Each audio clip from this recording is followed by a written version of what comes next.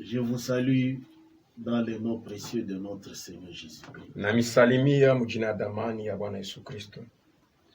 Nous parlons sur les sujets veillés. Tukunasema kishina mahubiri kesha. Qu'on retrouve dans Marc. Kile tukunakuta mu Marc 13. Marko 13. Aussi bien dans d'autres livres. Na mu vitabu vingine tena. Mais moi je lis Marc 13. Lakini mimi nasoma mu Marko 13. Marc 13, 14. Marko 13, 34. Il en sera comme itakuwa sawa vile d'un homme qui, mtu partant pour un voyage, wakati anaanza kwenda msafari, laisse sa maison, anaacha nyumba yake, remet l'autorité à ses serviteurs, anaachia batumishi yake kazi, indique à chacun sa tâche, anaonesha kila mtu kazi et yake, ordonne au portier de veiller. Anaambia njamu apate kukesha. Veillez donc, ukeshe bashi, car vous ne savez quand viendra le maître de la maison, ou le soir, ou au milieu de la nuit, ou au chant du coq, ou le matin. Craignez qu'il ne vous trouve endormi à son arrivée soudaine. Ce que je vous dis, je le dis à tous. Veillez. Ce que je vous dis, je le dis à tous. Veillez. Nous parlons sur le point. Veillez sur les saintes écritures. Veillez sur les paroles du livre qui est la Bible. En se posant chaque fois la question, que dit la Bible sur telle chose? Parce que la Bible est notre absolu. Quand la Bible tranche, tout le monde doit se taire. Et nous voyons aujourd'hui, nous allons parler sur les femmes qui prêchent, les femmes qui sont diaconesses, les femmes qui sont messagères. Qu'est-ce que la Bible parle? Qu'est-ce que la Bible dit en rapport avec cela? Des hôtesses dans les églises. Nous ne sommes pas là pour suivre ce que les hommes disent, mais plutôt ce que la parole dit. Et tout celui qui veut aller au ciel doit veiller. La femme qui veut aller au ciel, ou l'homme qui permet à la femme de pécher, s'il veut aller au ciel, il doit veiller sur ce que la Bible dit en rapport avec cela. Amen. Les femmes croient que ce sont les pasteurs qui se sont réunis, qui se sont entendus quelque part pour dire que les femmes ne prêchent pas.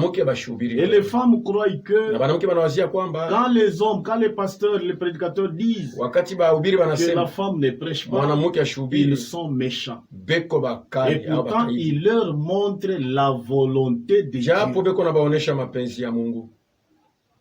D'où commence le problème?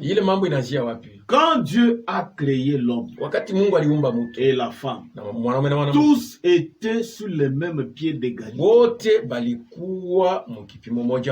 Il n'y avait pas de chef, il n'y avait pas de subalterne. Mais quand le péché est entré, la femme a amené le péché. La femme qui était en contact avec le diable, la femme qui a été séduite, la femme qui avait expliqué à l'homme ce que Dieu avait dit par rapport à cet arbre-là. La femme avait donné une mauvaise explication qui lui avait été donnée par le diable. Et elle a donné cette mauvaise explication. Et la femme, l'homme aussi a accepté. Et le monde est tombé dans la décadence. Nous voyons Genèse 3. Il est dit à la femme, J'augmenterai la souffrance de tes grossesses. À la maison, vous pouvez commencer à partir de 3. Tu enfanteras avec douleur et tes désirs se porteront vers ton mari. Mais il dominera sur toi. Si l'homme dominait de tout ce temps, on ne pouvait pas lui dire encore de dominer. L'homme devint chef. Amen. Et à partir de là, l'homme devient chef et la femme devient subalterne. Et quand nous lisons 1 Timothée 2, on peut commencer à partir de 11, que la femme écoute l'instruction en silence avec une entière soumission. Je ne permets pas à la femme d'enseigner,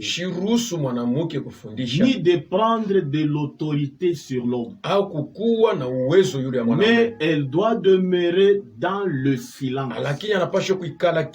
car Adam a été formé le premier, Ève ensuite, et ce n'est pas Adam qui a été séduit, c'est la femme qui, séduite, s'est rendue coupable de transgression. C'est la femme qui avait été séduite. Ce n'est pas Adam qui était séduit. Le péché est entré à partir de la femme. La femme qui voulait expliquer quelque chose, qui voulait expliquer ce que Dieu avait expliqué à Adam. La fausseté est entrée par là. Le péché est entré. La mort est entrée. La confusion est entrée. Les maladies sont entrées. Et à partir de cela, la femme est devenue subalterne. Et quand nous lisons 1 Corinthiens 14, à partir de 33, car Dieu n'est pas un Dieu de désordre, mais de paix, comme dans toutes les églises des saints. Que les femmes se taisent dans les assemblées, car il ne leur est pas permis d'y parler, mais qu'elles soient soumises, selon que le dit aussi la loi. Si elles veulent s'instruire sur quelque chose, qu'elles interrogent leur mari à la maison, car il est malsain à une femme de parler dans l'église. Et c'est de chez vous que la parole de Dieu est sortie, ou est-ce à vous seul qu'il est parvenu? Si quelqu'un croit être prophète ou inspiré, qu'il reconnaisse que ce que je vous écris est un commandement du Seigneur. Il n'est pas permis à la femme de prêcher. Cet ordre-là vient de l'Éternel. Et si nous vérifions la Bible, nous allons nous rendre compte que parmi les Lévites, il n'y a pas de femmes. Parmi les sacrificateurs, il n'y a pas de femmes. Parmi les apôtres, il n'y a pas de femmes. Parmi les 5 ministères, il n'y a pas de femmes. Parmi les diacres, on n'a choisi aucune femme. Vérifions un peu. Nous voyons d'abord parmi les Lévites. Lisons dans Nombre 3, 38. Nombre 3. On peut commencer à partir de 11. L'Éternel parla à Moïse et dit, voici, j'ai pris les Lévites du milieu des enfants d'Israël à la place de tous les premiers-nés, des premiers-nés des enfants. Et les Lévites m'appartiendront. 15. Fais le dénombrement des enfants de Lévi selon les maisons de leur père, selon leur famille.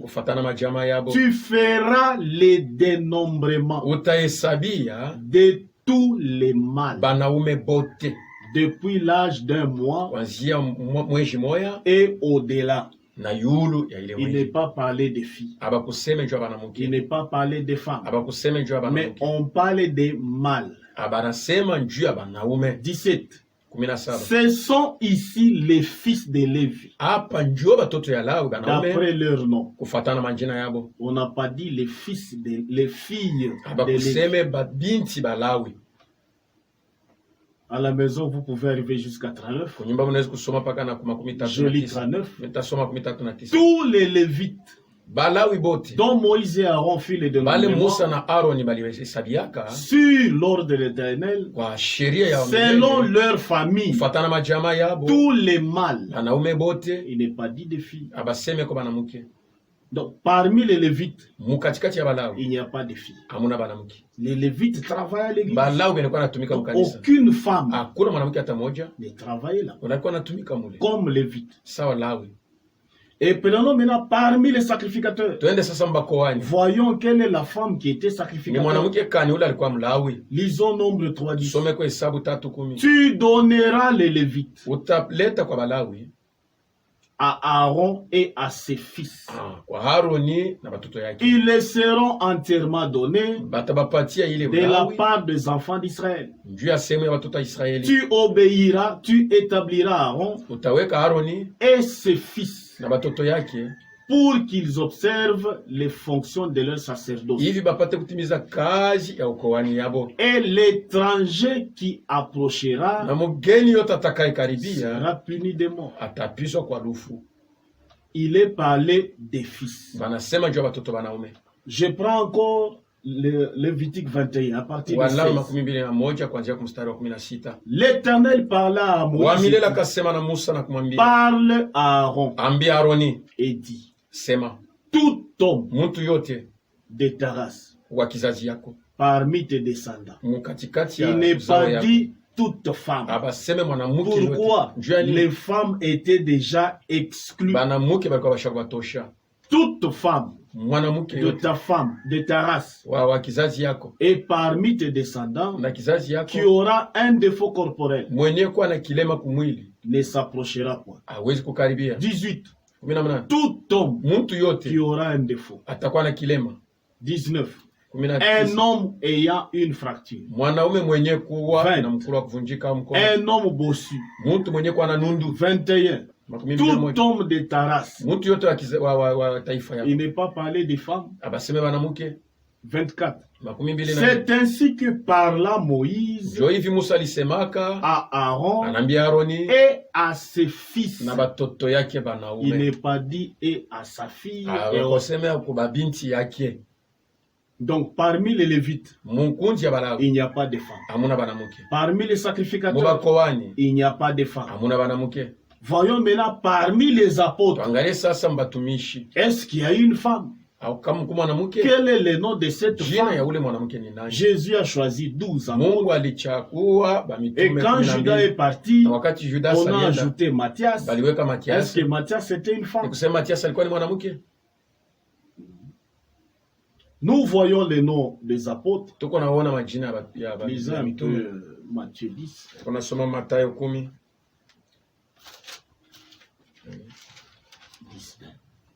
Mathayo 10 kuanzia kwa mstari wa kwanza.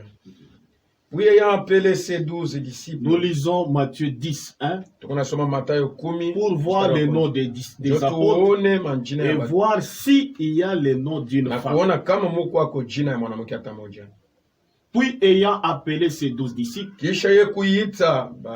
il leur donna le pouvoir de chasser les esprits impurs et de guérir toute maladie. et de guérir na kutunza toute maladie magonjwa yote et toute infirmité. na vilema vyote. Voici les noms de 12 apôtres. Tazama majina ya mitume 12. Le premier, wa kwanza Simon appelé Pierre. Simoni yule banaita Petro. André son fils. André son frère Jacques, fils de Zébédée.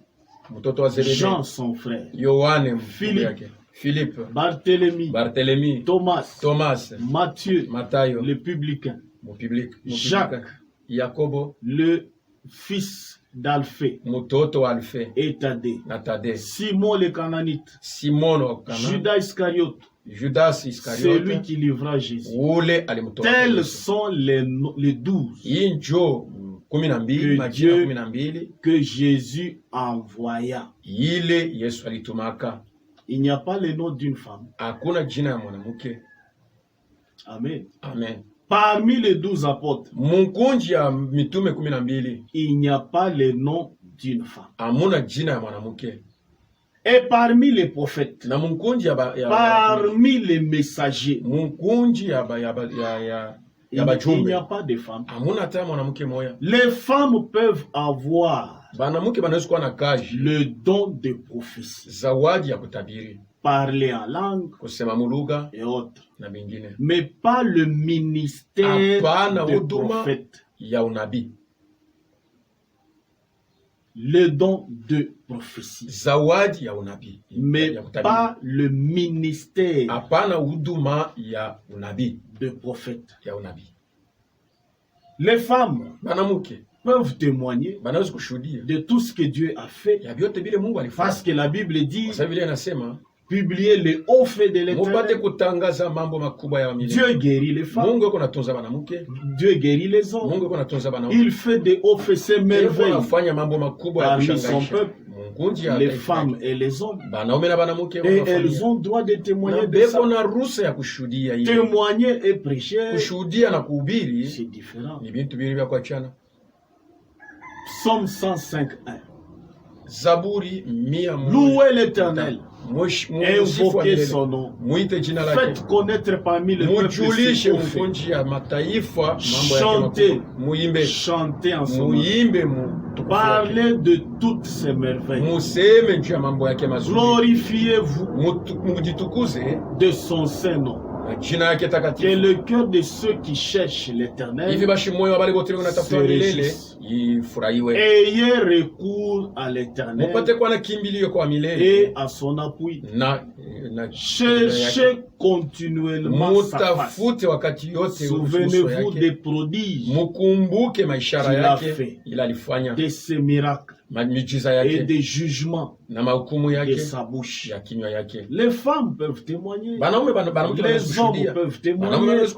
Lisons Psaume 9:11. Dans d'autres versions, c'est 12. Chantez à l'Éternel qui réside en Sion.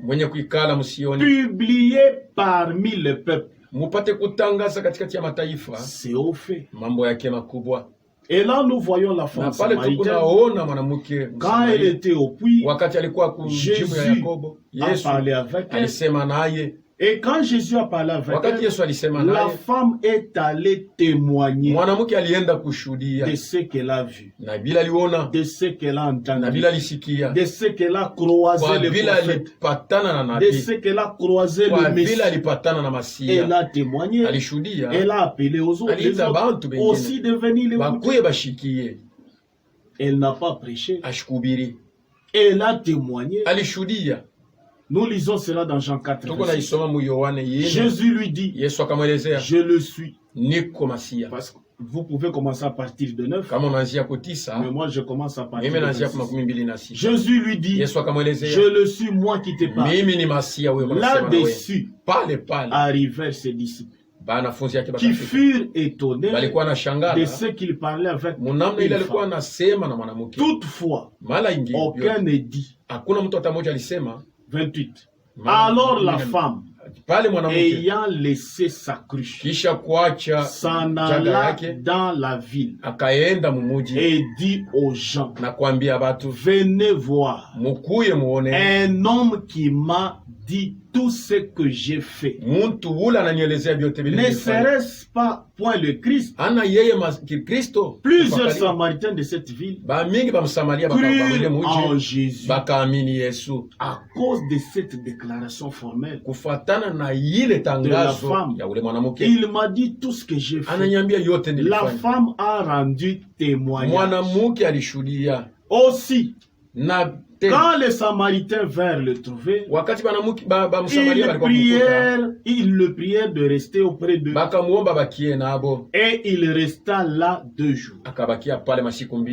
Un grand nombre crurent à cause de sa parole. Et il disait à la femme, ce n'est plus à cause de ce que tu as dit que nous croyons, car nous l'avons entendu nous-mêmes. Et nous savons qu'il est vraiment le sauveur de l'humanité. La femme a témoigné. Les gens sont venus suivre Jésus. Et c'est Jésus qui a prêché. Et quand ils ont entendu Jésus, ils ont cru à cela. Ils ont dit même à la femme, nous croyons parce que nous l'avons entendu. Il y a aussi l'histoire de Marie. Après la résurrection de Jésus, Jésus a dit, va et dis-leur de m'attendre telle part. Et cela devient une prédication. Nous lisons cela d'abord dans Jean 16. Jésus lui dit Marie. Elle se retourna. Et lui dit en hébreu, c'est-à-dire, maître. Jésus lui dit, ne me touche pas, car je ne suis pas encore monté vers mon Père.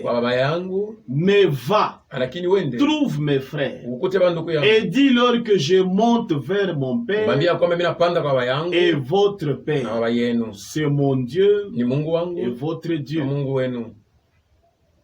Et il a dit, va. Et il a dit, va. Trouve mes frères et dis-leur, je monte vers mon Père. La femme est allée faire parvenir ce message. Cette information, ce n'était pas une prédication. Dieu ne lui avait pas dit d'aller prêcher, mais d'aller leur donner ce message. Et les femmes prêchent aujourd'hui, disant que Marie a prêché aussi. Et elle est allée juste leur faire parvenir. Donc on ne peut pas envoyer une femme avec un message. Dès qu'on les fait, ça devient une prédication. Non. Il y en a qui disent, Priscille, quand nous voyons dans Acte 18, un juif nommé Apollos, originaire d'Alexandrie, un homme éloquent et versé dans les saintes écritures, il était instruit dans la voie du Seigneur et fervent d'esprit. Il annonçait et enseignait avec exactitude ce qui concernait Jésus, bien qu'il n'ait connu que le baptême de Jean. Il s'est mis à parler librement dans la synagogue. Aquilas et Priscille, l'ayant entendu, les prirent avec eux. Ils l'ont amené en dehors de la synagogue et lui exposèrent plus exactement la voix de Dieu. Amen. Ils étaient à 2, l'homme et sa femme. Mais quand vous lisez Acte 19, vous allez voir que quand Paul prêchait, Apollo était là. Paul, après avoir parcouru les hautes provinces d'Asie, arriva à Éphèse, ayant rencontré quelques disciples, et il dit, ils tinrent une grande réunion. Lisez un peu Acte 19. Tusomeko Matendo ya Mitume 19. Lisez Acte 19. Matendo ya Mitume 19 mstari wa kwanza. Pendant qu'Apollos était à Corinthe, Paul, après avoir parcouru les hautes provinces de l'Asie, arriva à Éphèse. Ayant rencontré quelques disciples, il leur dit: avez-vous reçu le Saint-Esprit quand vous avez cru? Ils lui répondirent: nous n'avons pas même entendu dire qu'il y ait un Saint-Esprit. Il dit: de quel baptême avez-vous donc été baptisés? Ils répondirent: du baptême de Jean. Alors Paul dit: Jean a baptisé du baptême de repentance, disant au peuple de croire à celui qui venait après lui, c'est-à-dire en Jésus. Paul est allé croiser, c'est Apollo. Paul alienda kupatana na Apollos. C'est dans Acte 19. Matendo ya Mitume 19. Et Paul a prêché. Na Paulo alihubiri. C'est là que Apollo fut baptisé avec les autres. Au nom de Jésus-Christ. Correctement. Kufuatana na mzuri sana. C'est ce que Paul a fait. Ndio kile Paulo alifanya.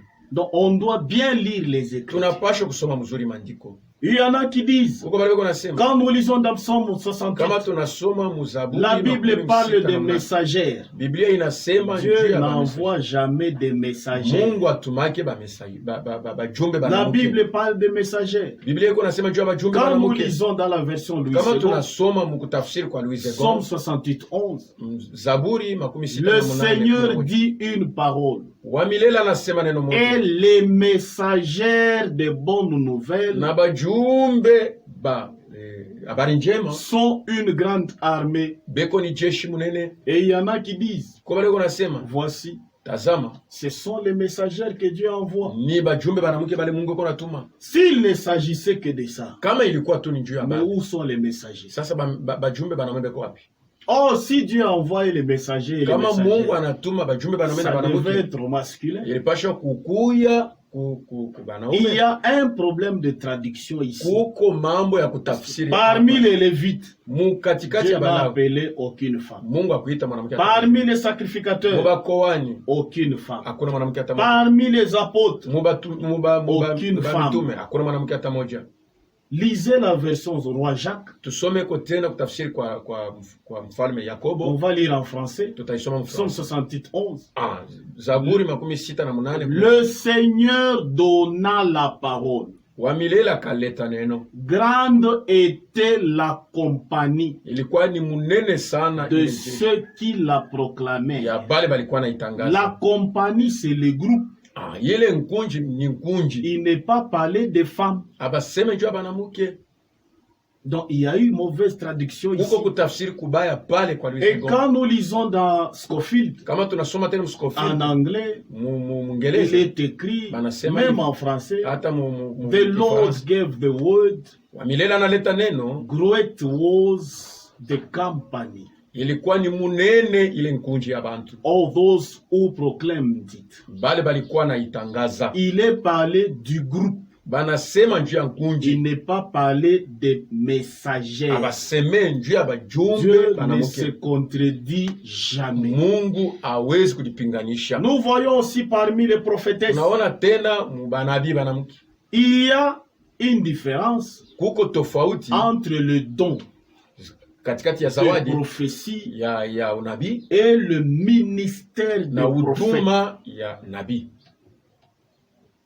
Le don de prophétie, kutabiri, zawadi ya kutabiri. Il y a des femmes qui en ont. Kuko banamuke beko na zawadi ya kutabiri. Il y a des hommes aussi qui en ont. Kuko banaume tena beko na ile zawadi. Mais le ministère de prophète, lakini ile huduma ya Ephésiens 4, celui-là n'est donné qu'aux hommes.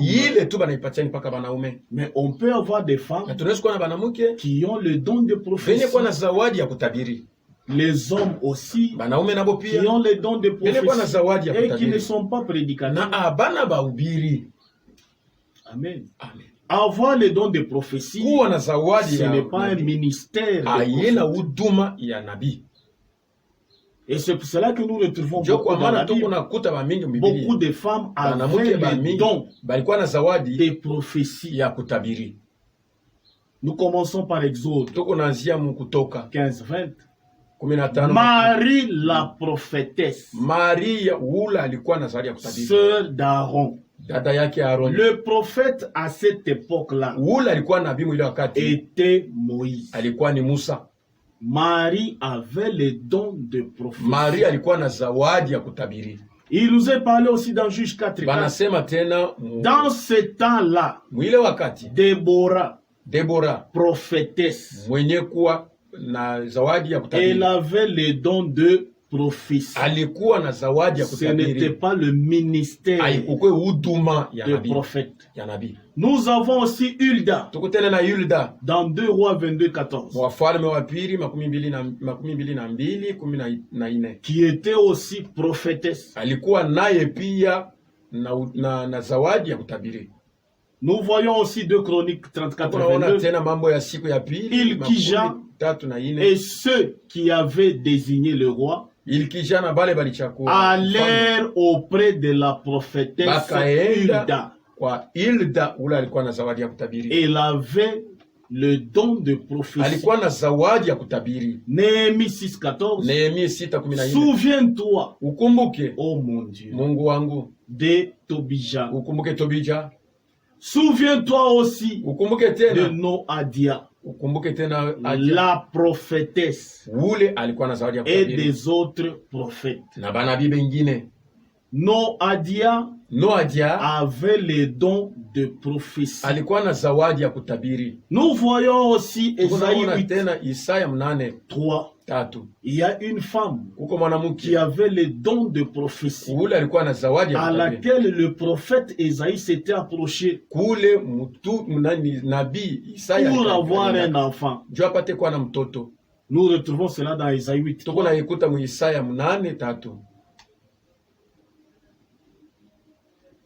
Bon, je peux commencer à partir de 1. L'Éternel me dit, prends une grande table et écris dessus d'une manière intelligente. Qu'on se hâte de piller, qu'on se précipite sur le butin. J'ai pris avec moi des témoins, d'une fois, des sacrificateurs. Je m'étais approché de la prophétesse. Elle conçut et elle enfanta un fils. L'Éternel me dit, donne-lui pour nom Maher-Shalal Kashas-Baz. Elle était prophétesse. Mais lui, Esaïe, était le prophète. Seul Esaïe avait le ministère de prophète. Mais la femme avait le don de prophétie. Quand nous lisons Luc 2, nous voyons aussi la prophétesse Anne. Il y avait aussi une prophétesse, Anne. Donc, elle avait le don de prophétie. Quand nous lisons dans Acte 2:17, dans les derniers jours, qu'est-ce qui est dit? Dit Dieu. Cette même parole, nous la retrouvons dans Joël. Dans les derniers jours, dit Dieu, je répandrai mon esprit sur toute chair. Vos fils et vos filles prophétiseront. Vos jeunes gens auront des visions. Et vos vieillards auront des songes. Oui, sur mes serviteurs et sur mes servantes. Dans ce jour-là, je répandrai de mon esprit et ils prophétiseront. On parle des fils, on parle des filles. Là, cela concerne nous. Mais quand on parle des serviteurs et des servantes, cela concerne Israël. Mais il y en a qui disent, on parle des servantes. Donc moi, la femme, je peux prêcher. Serviteurs et servantes ici, ça concerne Israël. Je crois qu'on peut retrouver la même écriture presque dans Apocalypse. Apocalypse 7, je crois. Si j'ai une bonne mémoire. Apocalypse 7. Ok, on va vérifier ça, on va vous donner après. Il est parlé de marquer du sceau sur mes servantes. Ok. J'ai retrouvé ça. Apocalypse 7, on lit à partir de 1. Après cela, j'ai vu 4 anges debout aux 4 coins de la terre. Il retenait les 4 vents de la terre afin qu'il ne soufflât point de vent sur la terre, ni sur la mer, ni sur aucun arbre. Et j'ai vu un autre ange qui montait du côté du soleil levant et qui tenait le sceau de Dieu vivant. Il cria d'une voix forte aux 4 anges à qui il avait été donné de faire du mal à la terre et à la mer. Et il dit, ne faites point du mal à la terre, ni à la mer, ni aux arbres, jusqu'à ce que nous ayons marqué du sceau les serviteurs de notre Dieu. Serviteur ici, quand il est parlé des serviteurs et des servants, il s'agit d'Israël. Ce ne sont pas les femmes à qui il est permis de prêcher. Elles disent non, la Bible parle des femmes. Il s'agit d'Israël. Nous lisons aussi 1 Corinthiens 11, 5. Tout homme qui prie ou qui prophétise, la tête couverte, déshonore son chef. Toute femme, au contraire, qui prie ou qui prophétise. Donc, le don de prophétie est donné aux hommes et aussi aux femmes. Mais quant au ministère, aucun ministère n'est donné à une femme. Lisons un peu Romains 12, 4. Car comme nous avons plusieurs membres dans un seul corps, et que tous les membres n'ont pas la même force, ainsi, nous qui sommes plusieurs, nous formons un seul corps. 6. Puisque nous avons des dons différents selon la grâce qui nous a été accordée, que celui qui a les dons de prophétie l'exerce, que celui qui est appelé au ministère s'attache à son ministère. C'est deux choses différentes. Le don de prophétie n'est pas égal au ministère de prophétie. Deux choses différentes. Mais aujourd'hui, nous voyons les femmes, quand elles ont les dons de prophétie, directement elles commencent à prêcher. Si elles continuent comme ça, elles n'iront jamais au ciel. Parce que Dieu donne le Saint-Esprit à ceux-là qui lui obéissent. Quand nous lisons dans 1 Corinthiens 12, il y a diversité de dons, mais le même esprit. Diversité de ministères, mais le même Seigneur. Et quand nous lisons Ephésiens 4, mais à chacun de nous, 4-7, à chacun de nous, la grâce a été donnée selon la mesure du don de Christ. C'est pourquoi il est dit, étant monté en haut, il a amené des captifs et il a fait des dons aux hommes. Il a donné les uns analeta kwa bamoja comme apôtres, sawa vile batumishi, les autres kwa bengine comme prophètes, sawa banabii, les autres kwa bengine comme évangélistes, sawa pasha habari les njema, autres kwa bengine comme pasteurs et sawa docteurs, bachunga kondo na baandishi, pour le perfectionnement juu ya kukamilisha des saints, batakatifu, en vue de l'œuvre du ministère juu ya kazi ya huduma et l'édification du corps de Christ. juu ya kujenga mwili wa Kristo. Il n'est pas dit, Abaseme il a fait des dons anasifanya mazawadi aux hommes kwa banaume et aux na femmes. kwa banamuke. Il n'y a pas le mot femme. Banamuke banako Les 5 ministères mahuduma tano concernent yikwako tu les hommes seulement. juu ya banaume, Mais les autres dons, mazawadi ingine les femmes peuvent avoir. banamuke banaweza kuwa nayo. Prophétie, parler la langue. Kutabiri, kusema muluka na vingine. Aucun des 5 ministères Hakuna huduma hata moja n'est donné aux femmes, ile inaletea kwa mwanamke, mais uniquement aux hommes. mpaka tu kwa banaume. Et ce n'est pas tous les hommes Ana banaume bote qui ont le ministère. benye kuwa na huduma. Voyons aussi parmi les diacres. Tusome ko tena munkunja bashemashi. Les femmes disent, Banamuke beko non, nasema, la Bible nous parle de diaconesses. Biblia inasema juu ya shemashi mwanamke. Aucune femme Hakuna mwanamke hata n'a mmoja été choisie dans la ule Bible balichakula mbiblia comme diaconesse. sawa vile shemashi mwanamke. Vérifiez bien les Écritures. Muangalishe mzuri maandiko. Lisons 1 Timothée Tusome 3:5. ko Timotheo wa kwanza Les 3. diacres aussi Bashemashi pia doivent être honnêtes, banapashwa kwa banyofu, éloignés de la duplicité, bakwenda mbali des na excès du mausombili vin. na kukunywa vinyo. 9. 9. Conservant le mystère Benye kuchunga de siri la foi. ya imani. 6.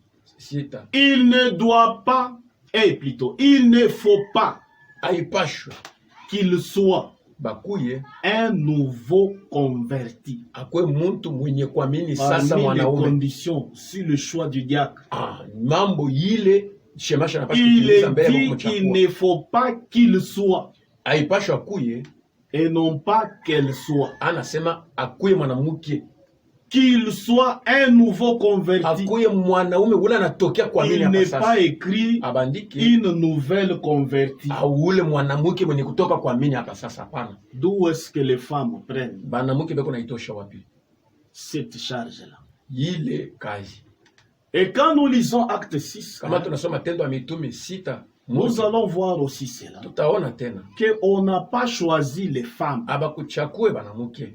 En ce temps-là, Mwile wakati le nombre de disciples augmentant, bwingi ya banafunzi bukakuwa les mingi, hellénistes murmurèrent contre les Hébreux Baheleniste bakaanza parce kunung'unika que njia ya leurs Waebrania, veuves étaient négligées. kwa sababu bajane yabo balikuwa benye 2. kuachiliwa. Les 12 convoquèrent la multitude Bakumi des na disciples. mbili bakaita bwingi ya bamitume Et ya dit, banafunzi bote, il n'est pas convenable aikwe mzuri que nous laissions tuache la parole de Dieu neno la Mungu pour servir aux tables. njuu ya kwanza kupatia watu chakula 3. kumeza. 3. C'est pourquoi, Njo kwa maana frères, banduku yetu, choisissez parmi vous muchakue katikati yenu 7 hommes. banaume 7. Il n'est pas dit 7 hommes, Abaseme banamuke 7, Et banaume les femmes. 7 na banamuke 7 hommes, c'est bien banaume précis, 7 banayonesha mzuri, de qui l'on rende un bon témoignage, bale banakuwa na shuhudia mzuri, qu'ils soient pleins d'Esprit Saint, benye kujaa na Roho Mtakatifu, de sagesse. ya hekima Et qu'est-ce qu'il y a eu? na nini. 5. 5. Ils élurent Étienne, Bakachakua Etienne, Philippe, Philippe, Procor, Procor, Nicanor, Nicanor, Timon, Timon, Parménas Parmenas et Nicolas, na Nicolas, prosélyte proselite d'Antioche. wa Antioche. Il n'y a pas eu de femmes. Hakuna mwanamke hata moja. D'où viennent qu'on a aujourd'hui Leo sasa tu les femmes iko natokea wapi diaconesses? hii bashemashi? Cela n'est pas biblique. Ile aina ya Biblia. Et il y en a qui disent, Kuko bale beko nasema quand nous lisons dans Romains kama tunasoma mu Warumi 16:1, 16:1, Paul parle d'une femme Paulo iko nasema juu ya comme mwanamke étant diaconesse. sawa vile Quand nous lisons shemashi dans Louis mwanamke. II, il est Kama écrit, tunasoma Louis II anasema je vous recommande Phoebe, mimi namitumia Fuebe notre sœur, dada yetu qui est diaconesse mwenye kwa shemashi de mwanamke l'église des Centrés. wa mukanisa ya Centre. Les Centré. apôtres Ce sont eux qui ont choisi les femmes. Et plutôt, qui ont choisi les hommes. Les apôtres, c'est à eux que la parole avait été donnée. Ils n'ont pas choisi les femmes. La femme Fouébé dont il est question ici, c'est juste un problème de traduction. Quand nous lisons Scofield, il est parlé d'une servante. C'est-à-dire, elle travaillait pas comme diaconesse. Parce que dans l'église, il y a plusieurs choses à faire. Torchonner, nettoyer les chaises, arranger les rideaux, balayer, planter des fleurs, préparer la nourriture. Les femmes peuvent faire ça. Et c'est là, il ne fait pas de vous une diaconesse. 1 Timothée 5, verset 21. Examinez toutes choses et retenez ce qui est bon. Et quand nous lisons Acte 17, 11, il dit, ce juif avait des sentiments plus noble que ceux de Thessalonique. Ils reçurent la parole avec beaucoup d'empressement. Et ils examinaient chaque jour les Écritures pour voir si ce qu'on leur disait était exact.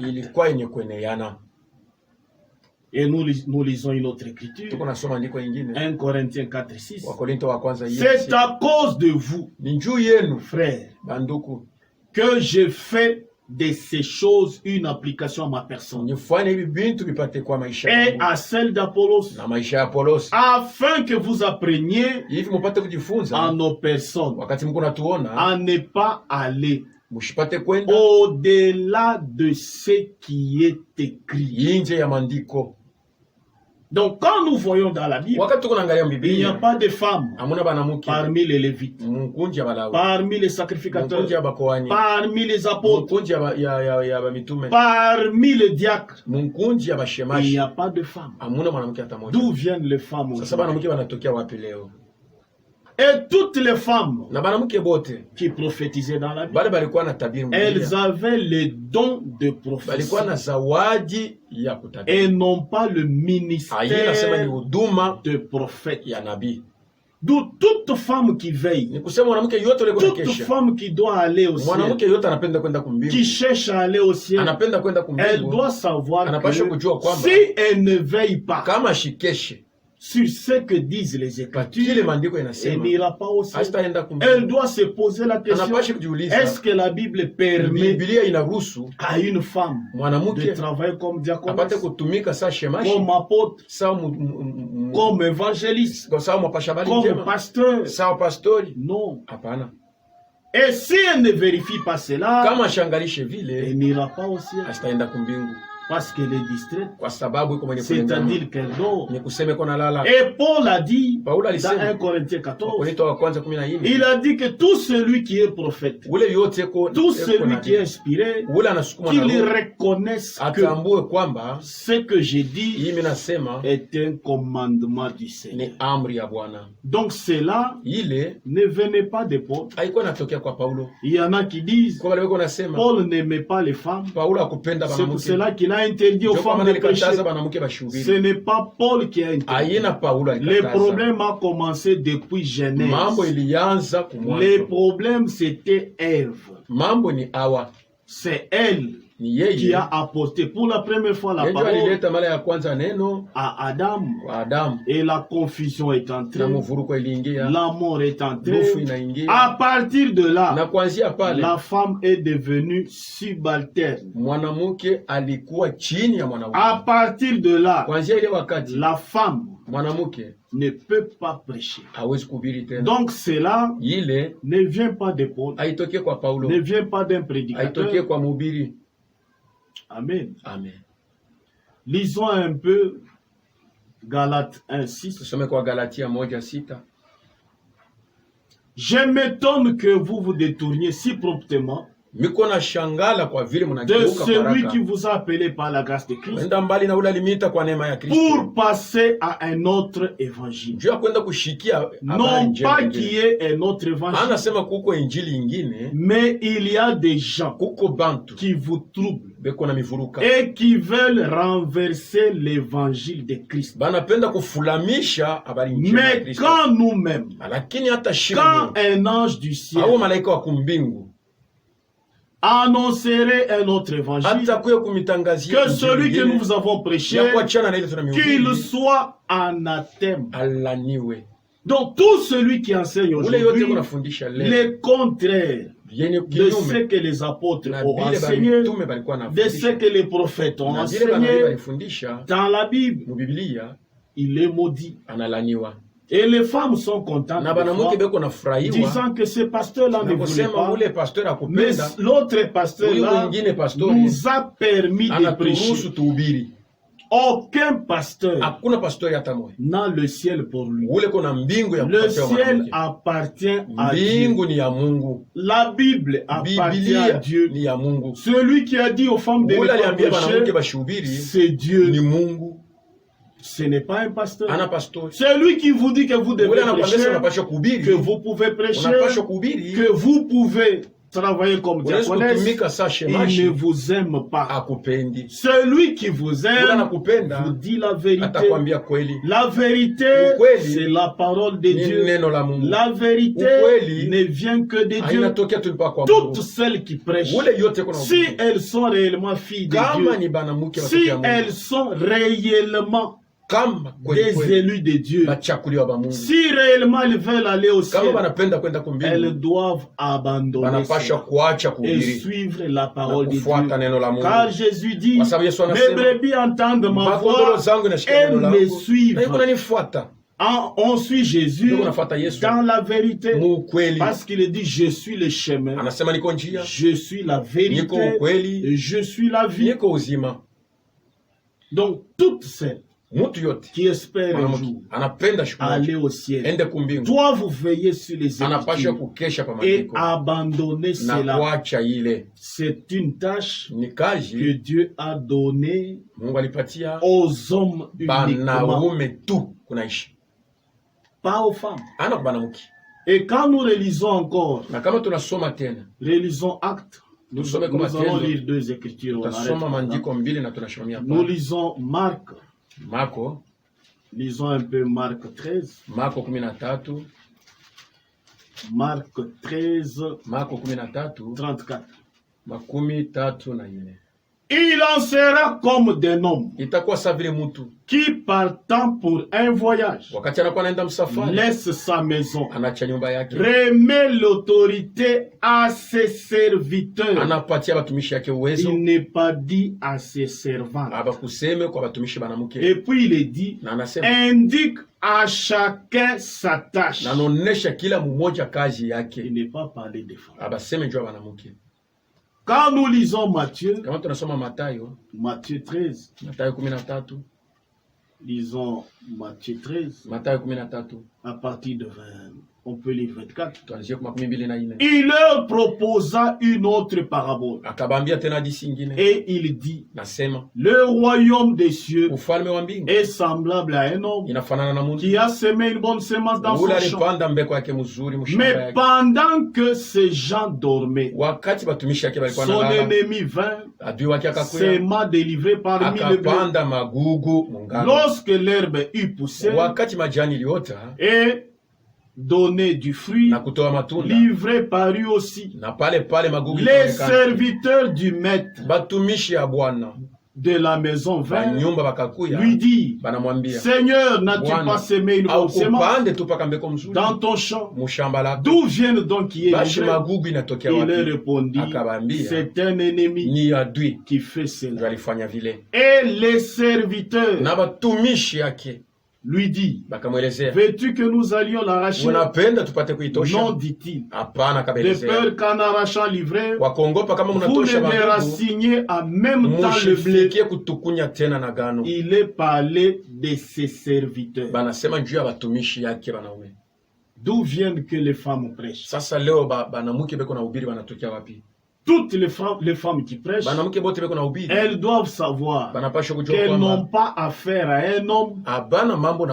Elles ne peuvent pas haïr un homme. Elles doivent suivre ce que la parole de Dieu dit. Elles doivent suivre ce que la parole de Dieu dit. Vous voulez aller au ciel? Faites ce que Dieu vous dit. Et qu'est-ce que Dieu dit? Que les femmes se taisent dans les assemblées des saints. Car il ne leur est pas permis. Je lis Ecclésiaste 11. 15. Bon, je peux commencer à partir de 14. Du reste, mon fils, tire instruction de ces choses. On ne finira pas si l'on voulait faire un grand nombre de livres. Et beaucoup d'études est une fatigue pour le corps. Écoutons la fin du discours. Crains Dieu et observe ses commandements. C'est là ce que doit faire tout homme. Tu veux aller au ciel, veille sur ce que la Bible dit. Pour aujourd'hui, que le Seigneur vous bénisse.